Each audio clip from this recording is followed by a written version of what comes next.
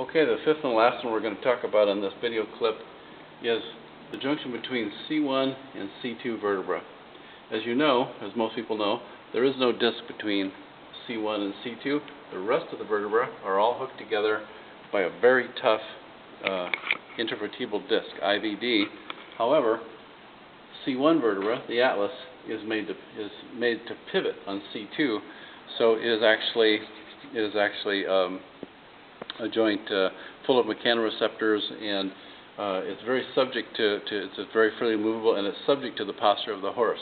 The atlas is hooked to the front end by these long brachiocephalicus and other assorted muscles, so that the atlas actually moves with the front legs.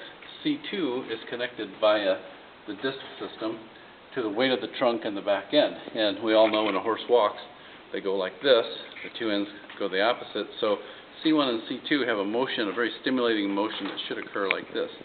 What we need to do, since the horse has been twisted, and this again is after a horse has been worked on and the twist has been reduced in the horse, the owner can, the person, the rider, can put their hand on the atlas and on C2, and very, very gently, no hook hands. I want the hands to be flat, like they're sticky with flypaper, and a very mild traction in the same direction on C1 and C2 together.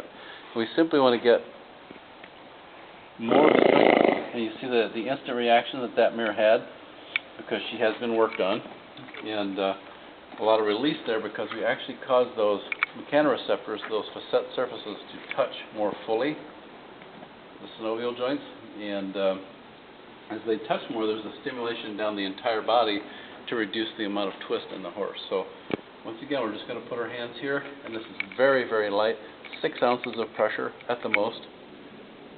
Many times the horse will want to put their head the opposite way to sort of scoop up the fascia on the opposite side of the neck. That's what she's doing right now.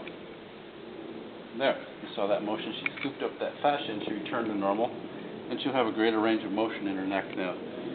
That seems like a very simple thing. We have to remember, in a muscle back here, in a gram of muscle, about that much, there are 30 sensors called a muscle spindle cell that measures where the horse is in space, and in a gram of muscle up here there are 500. So this is many, many, many times more sensitive, so we do not use a lot of force in this area as we're getting those two vertebrae to approximate to a better position. So that's the extent of our little lesson for today, and in future videos we're going to talk about another exercise to strengthen the core of the horse, which you'll find incredibly effective.